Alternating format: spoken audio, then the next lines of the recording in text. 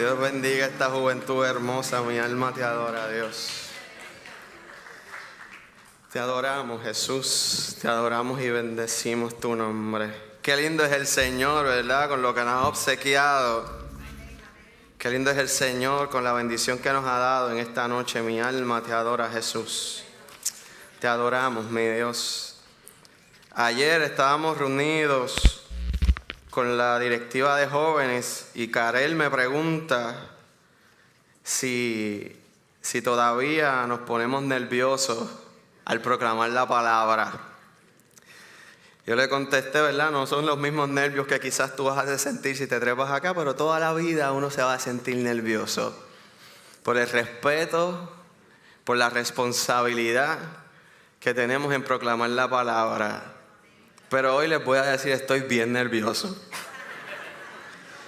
Porque no hay nada más hermoso, no hay predicación más hermosa que corazones puros adorando al Señor. Que corazones limpios, mi alma te adora, Dios, alabando y sirviendo al Señor. Y iglesia, ya la mesa fue servida. El mensaje fue predicado y estos adolescentes merecen un fuerte aplauso. Mi alma te adora, Dios.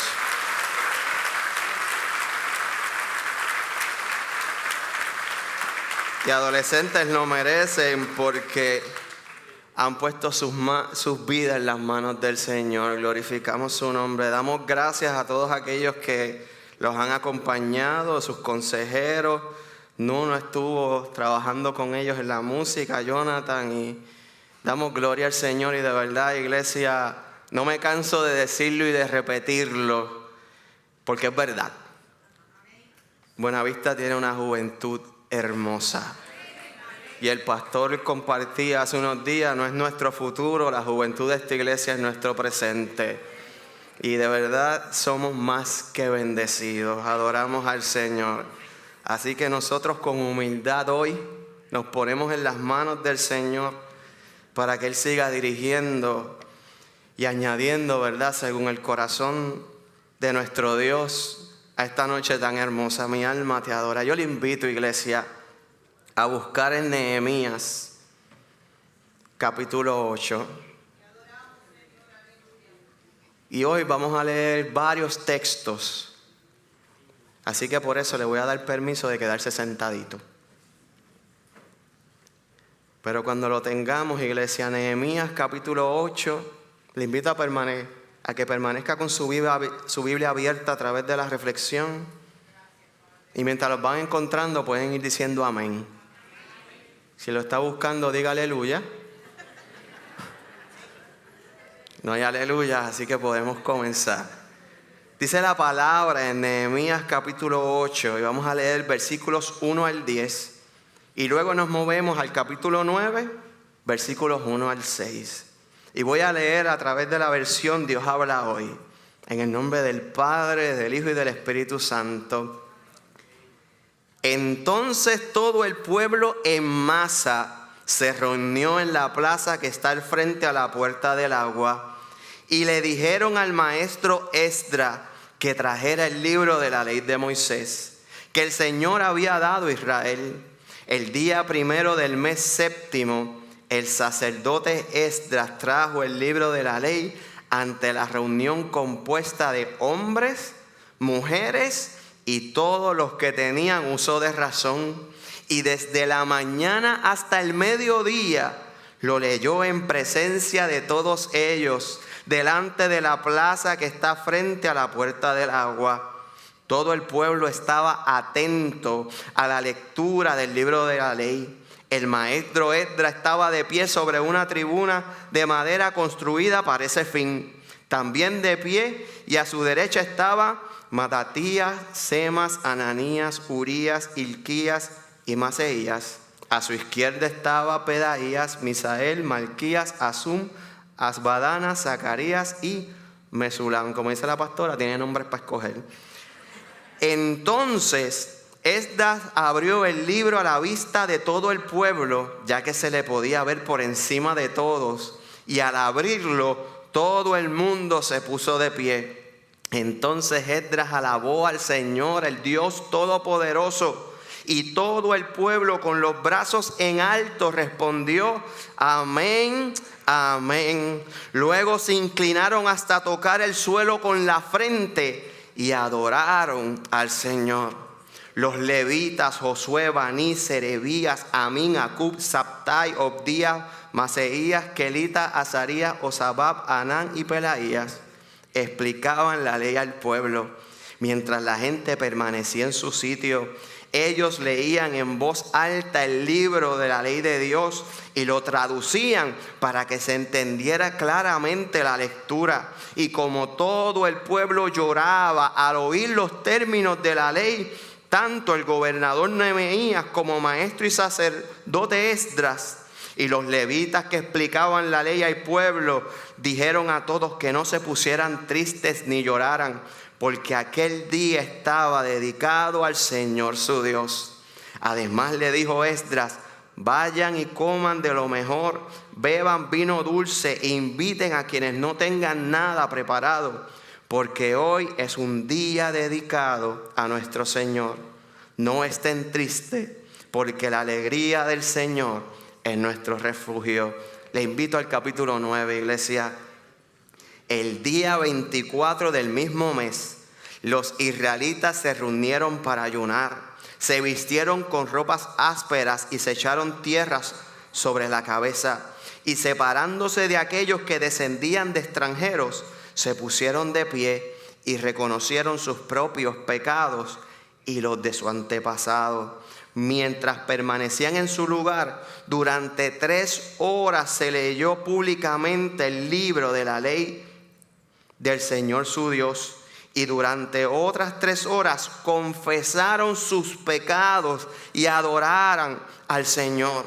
Después los levitas, Josué, Binui, Cadmiel, Sebanías, Binú, Serebías, Baní y Kenani, subieron a la tribuna e invocaron en voz alta al Señor su Dios. Luego dijeron los levitas Josué, Cadmiel, Binú, Asabdías, Serebías, Obdías, Sebanías y Petaías: levántense, alaben al Señor su Dios por siempre y siempre. Alabado sea con bendiciones, alabanza y su alto y glorioso nombre. Y Esdras dijo: tú eres el Señor y nadie más. Tú hiciste el cielo y lo más alto del cielo y todas sus estrellas. Tú hiciste la tierra y todo lo que hay en ella, los mares y todo lo que contienen. Tú das vida a todas las cosas. Por eso te adoran las estrellas del cielo. Yo le invito a inclinar su rostro. Padre, yo te doy gracias. Yo te doy gracias, Padre amado, por tu amor.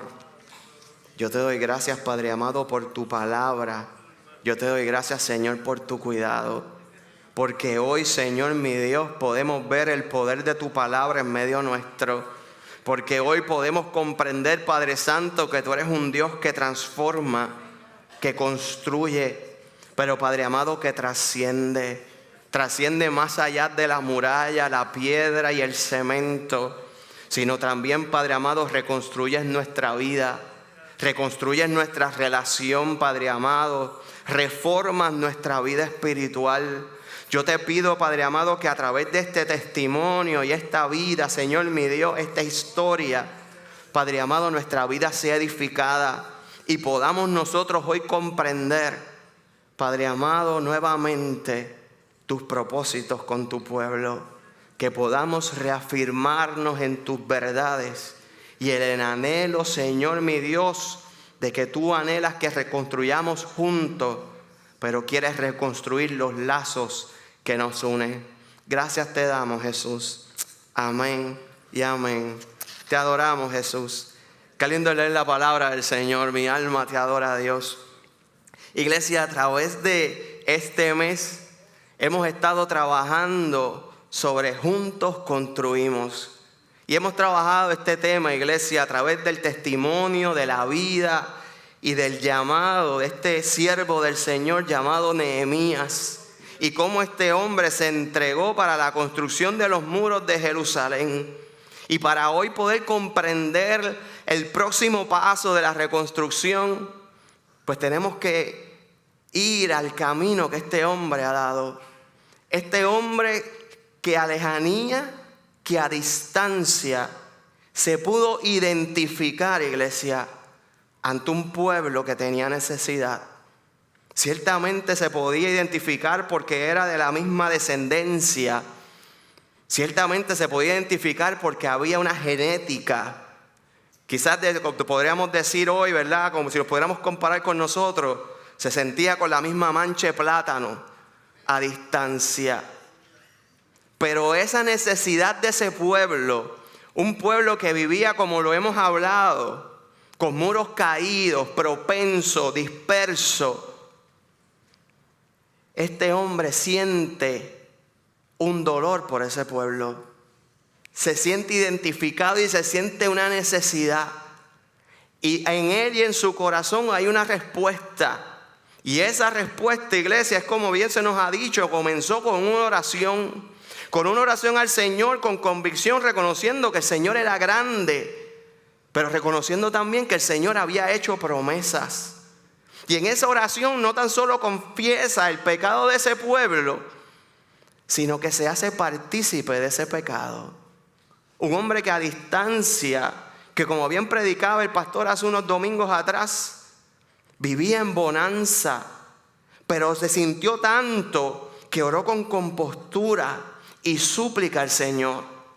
Pero en esa oración no dejó de planificar, porque cuando se le da la oportunidad y el rey le dice, ¿cómo te ayudo?, no dijo, déjame ir a pensar, déjame ahí diseñar. Él ya estaba orando con propósito, no como aquel que dice, Señor cuida, Señor bendice, Señor protege, mira los que mal están. No, oraba con sentido y dirección. Oraba con dirección y planificación, que si el Señor le daba la oportunidad, él iba a ir. Cuando se le viene la pregunta, dice, pues, ¿qué yo necesito? Pues yo necesito tantos caballos, tantos carros, necesito las cartas, bloques, cemento, varilla. Porque estaba acercándose con un propósito. Realmente en su corazón, genuinamente estaba el servir.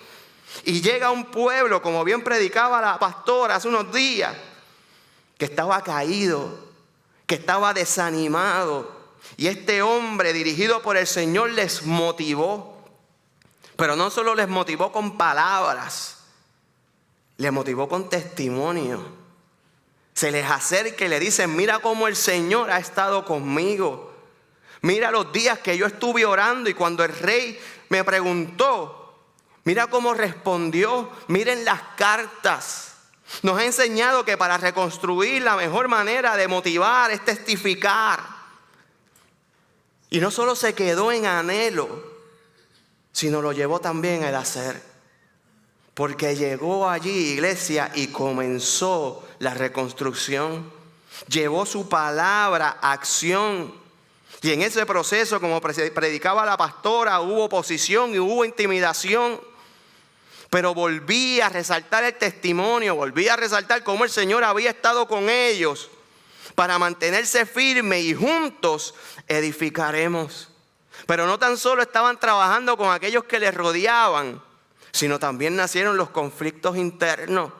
Como bien se nos predicó el domingo pasado, hubo problemas con la mayordomía.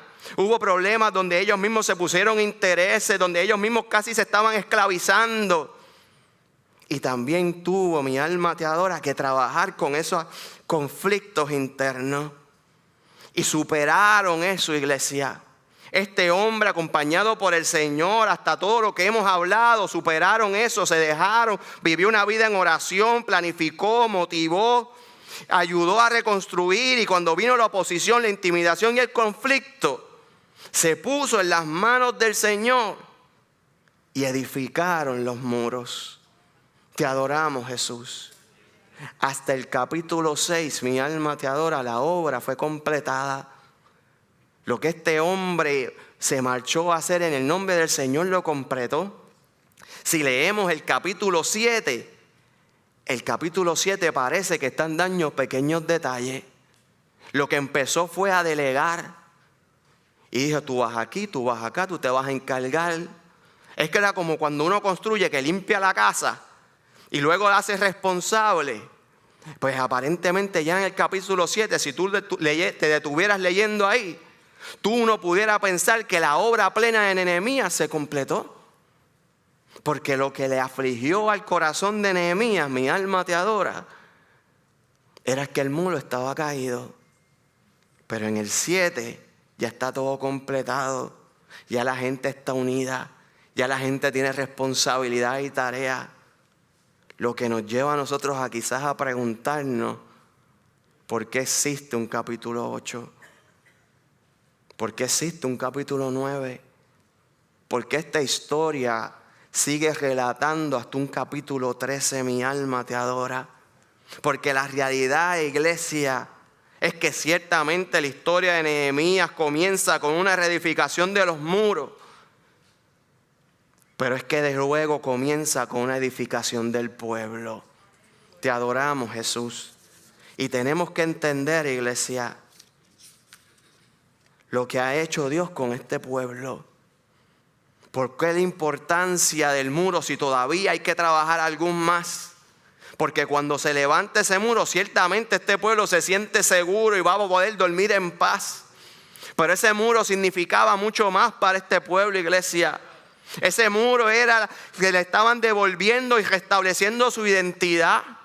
Se le estaba restableciendo su valor. Se estaban restableciendo como sociedad, pero más importante, se estaban restableciendo como familia. A través de esta obra en Nehemías, el Señor les está dando nuevamente nombre y valor. Pero a través de eso que han completado, el Señor les está testificando cuán cerca está Él como Dios. Les está mostrando, mi alma te adora, su fidelidad y su cercanía y los anhelos que Él tiene. Por eso es que Dios no puede terminar en el capítulo 7, porque todavía hay cosas aún más importantes que Dios tiene que trabajar para una reformación completa, para una reconstrucción completa. El Señor tiene que trabajar con los corazones. El Señor tiene que trabajar con las relaciones, no solo los unos con los otros, sino con Él. Y esa es la reconstrucción que el Señor empieza a trabajar. Yo lo veo como cuando un doctor estabiliza a un paciente para luego trabajar verdaderamente con la enfermedad. El Señor reconstruyó los muros, reconstruyó su identidad, les devolvió la paz, les devolvió el nombre, les devolvió el valor para mostrarle su grandeza y su fidelidad. Pero para seguir trabajando, iglesia, con su reedificación de una vida espiritual. Para que pudieran trabajar en su relación con Él. Te adoramos, Jesús. Por eso, iglesia, el capítulo 8 y 9 que acabamos de leer presenta un pueblo reunido, un pueblo unánime, un pueblo listo para una reforma espiritual. Un pueblo listo para una reconstrucción en su vida espiritual y su cercanía con el Señor. Te adoramos, Jesús. A través de esa reforma que estamos viendo un pueblo que está viviendo una transición de falta de vida y de indiferencia a ser renovados a un santo temor por su Dios. Podríamos llamarlo, iglesia, que este pueblo está viviendo un avivamiento, porque la obra se está avivando en medio de ese tiempo. Lo que están viviendo, iglesia, es un producto del trabajo soberano de nuestro Dios. Al rendirse el pueblo, te adoramos, Jesús. Y si nosotros fuéramos a resumir o a captar lo que está viviendo este pueblo y cómo la vida espiritual de este pueblo se está reformando y reconstruyendo, vamos a ver que fue un pueblo centrado en la palabra de Dios como su máxima autoridad.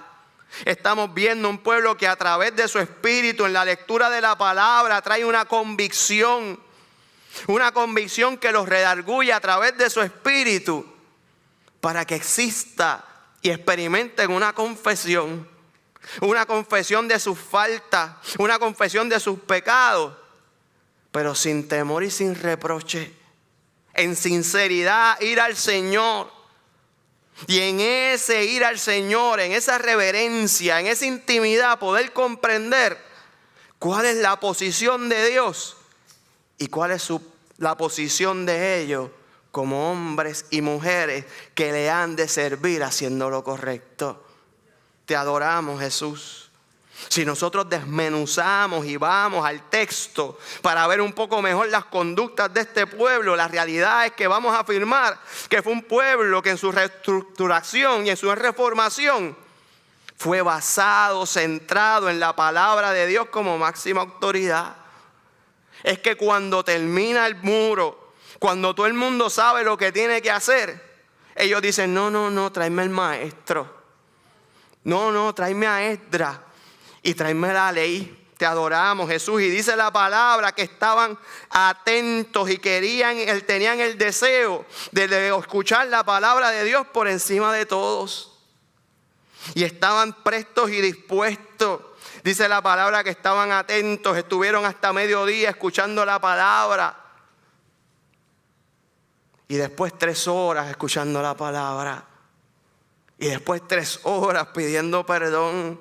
Le dieron alta estima a la palabra del Señor. Tenían reverencia. Dice el texto que cuando Esdras abre la palabra, todos estuvieron en pie.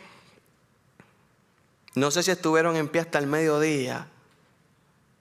Pero cuando empezaron a leer el libro sagrado, se pararon en pie en respeto y en honor. Te adoramos, Jesús. Vivieron una atención sensible a la palabra de Dios.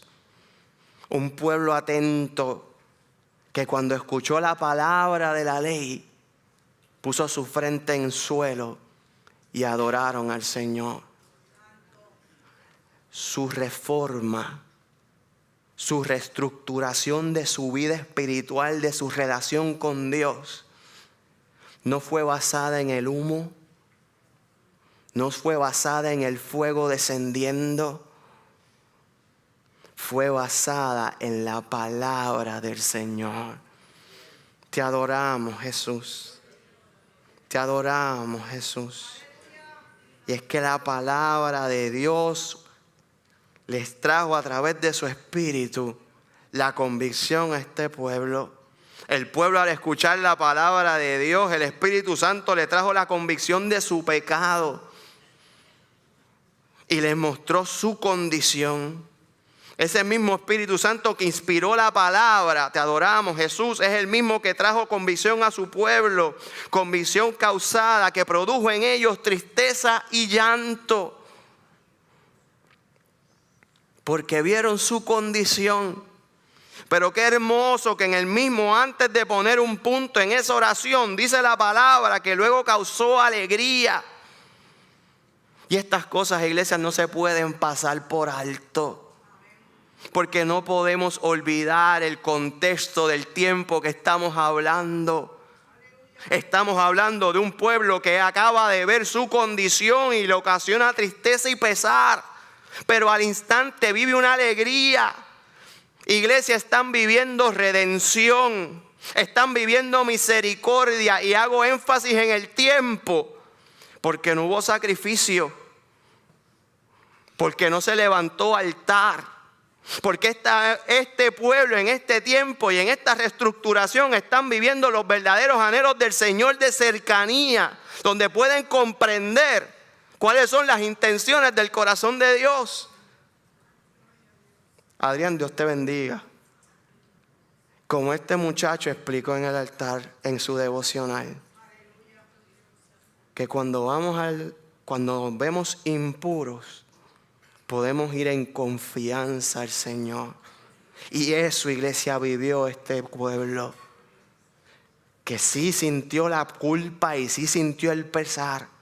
Pero pudo ver los lazos de amor y de gracia del Señor. Que pudo ocasionar alegría. Que pudieron vivir gozo. Y en esta reforma, iglesia, el pueblo de Dios fue emplazado por su espíritu a confesar sus faltas, sus culpas. Y el texto claramente dice su pecado. Pero lo hicieron sin temor. Y me di el espacio para leer los textos para que nosotros pudiéramos entender y visualizar.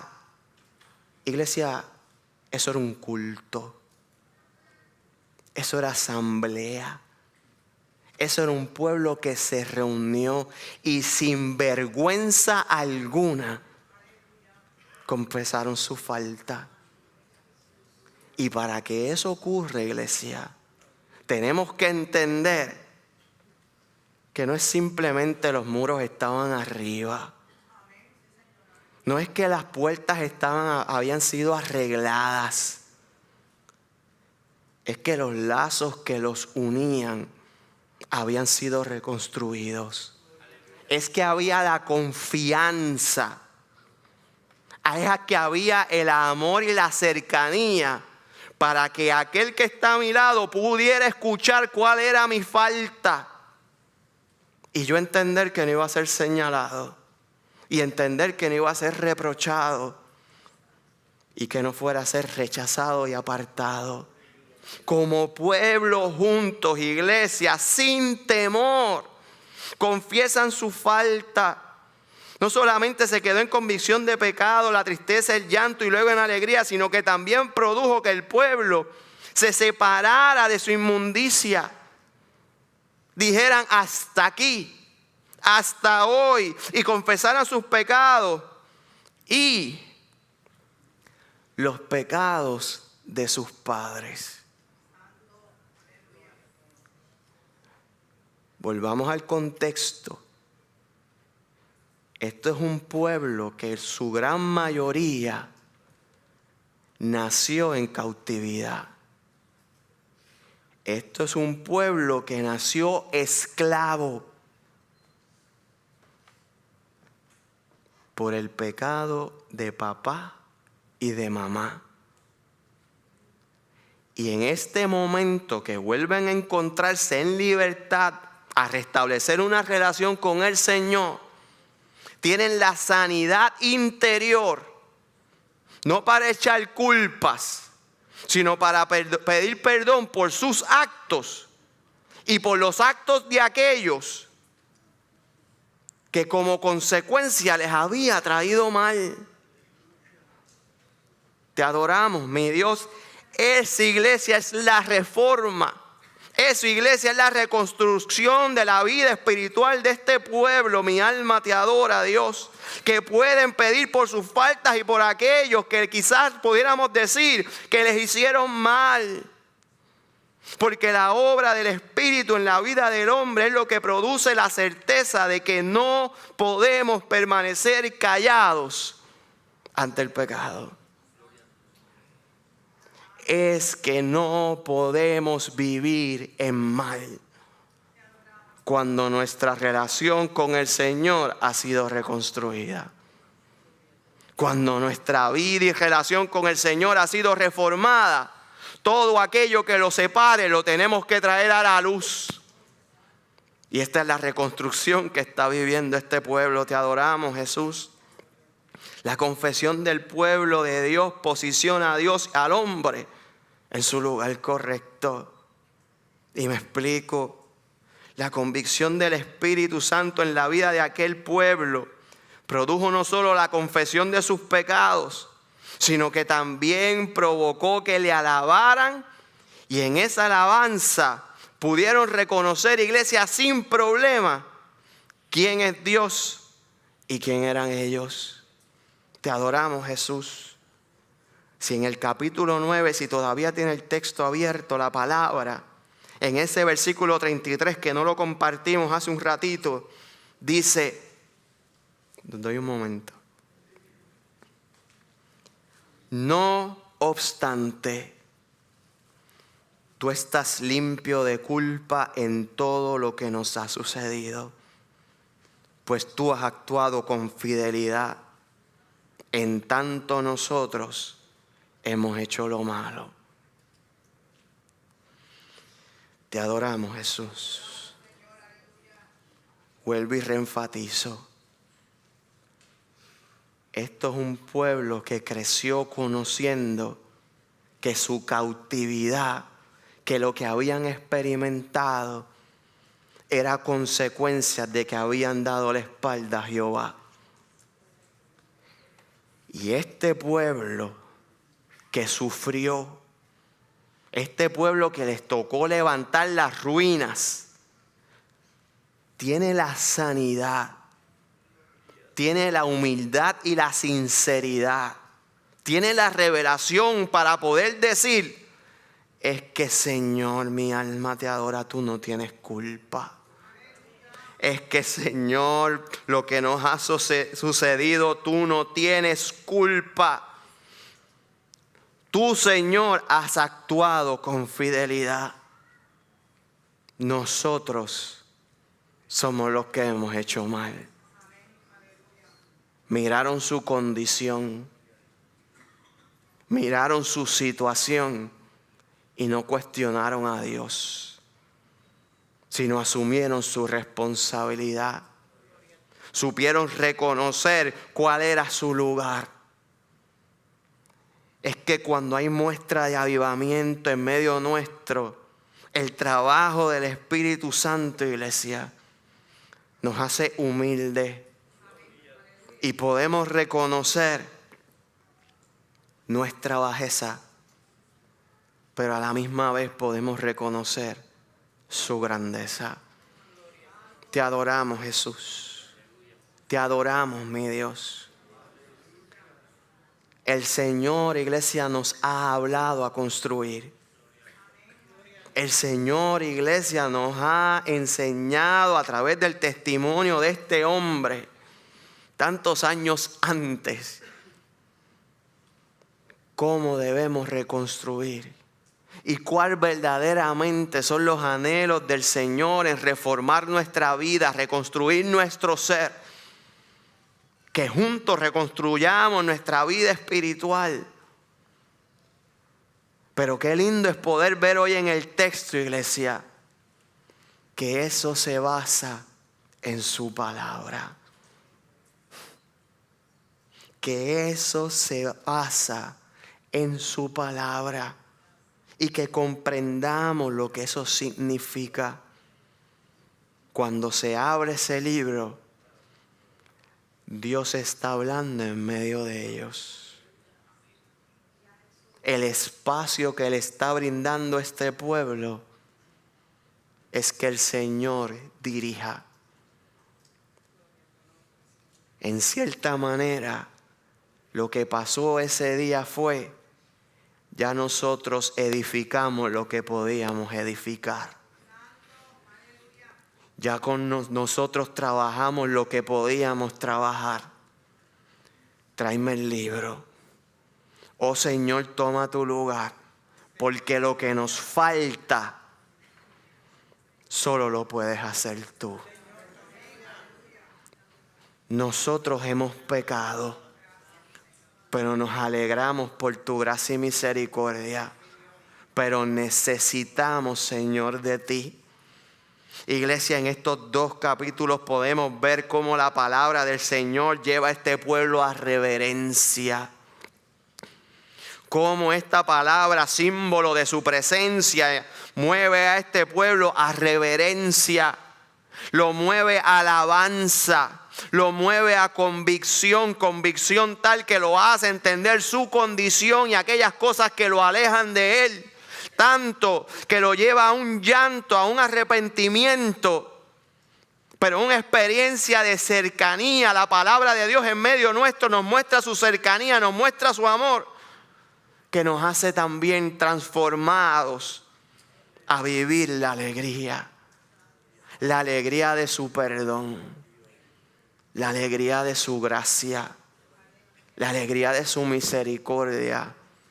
Hoy, iglesia, y la alegría de poder reconocer que Él está en medio nuestro y que ha de seguir edificando nuestro ser. Que comprendamos que hay reconstrucciones aún más importantes que aquellas cosas que nos rodean. Que lo más importante es la reconstrucción del corazón. Y la palabra del Señor nos hace una imagen clara de quién es Dios y de quién somos nosotros. De que Él está alto, pero nosotros tenemos el privilegio de llegar a sus pies, iglesia. La reconstrucción espiritual, su reforma, el avivamiento de nuestras vidas, de nuestra iglesia, al igual que la salvación, eso le corresponde a Dios. Pero a nosotros, iglesia, nos corresponde brindarle el espacio, brindarle la audiencia en nuestra vida a su palabra. A permitir que su palabra resuene en medio nuestro y ser como este pueblo, obedientes. Y así, iglesia, y solo así viviremos una reconstrucción plena. Yo le invito a estar en pie. Te adoramos, Jesús. Te adoramos, Jesús. Te adoramos y te bendecimos. Te adoramos, Jesús. En los últimos 3 miércoles mi alma te adora, Dios. En estos espacios hemos hecho algo particular. Y la invitación que le voy a hacer no es para repetir ni copiar. Es porque según la palabra es pertinente. Y es que como iglesia vengamos al altar. Te adoramos, Jesús. Siguiendo el testimonio de este pueblo. Pueden pasar. Vengamos todos al altar. Te adoramos, Jesús. Y sigamos el testimonio de este pueblo. Que juntos fueron a los pies del Señor. Que juntos pusieron su frente al suelo. Y se humillaron. Te adoramos, Jesús. Y se arrepintieron. Te adoramos, Jesús. Y en libertad, iglesia. En libertad. En confianza.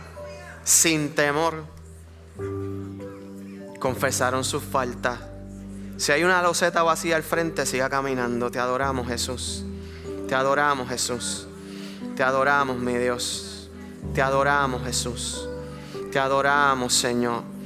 Te adoramos, Señor. Te adoramos, Señor. Te adoramos, Señor. Y qué lindo es poder hoy saber que la palabra fue abierta. Qué lindo es hoy saber que la palabra del Señor, el libro, fue abierto para nuestras vidas. Para mostrarnos nuestra condición, para mostrarnos nuestra necesidad. Para nuevamente poder reafirmar, iglesia, que necesitamos de Dios. Y sí, quizás esto hoy ocasione llanto. Y sí, hoy quizás esto ocasione tristeza.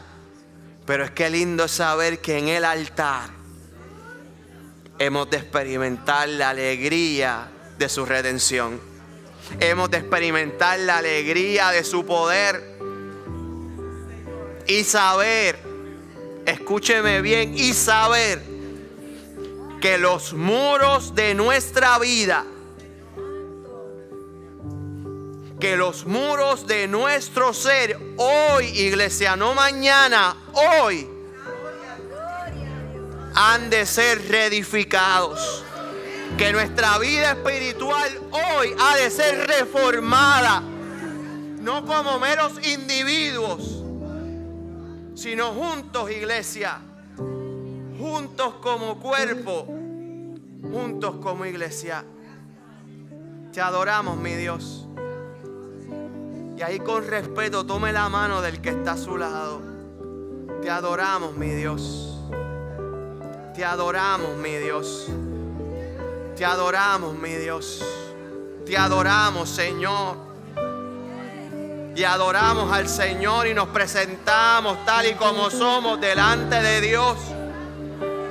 Oh, amado Dios y Padre Celestial, venimos delante de tu presencia, Padre amado, reconociendo, Señor, mi Dios, que somos faltos.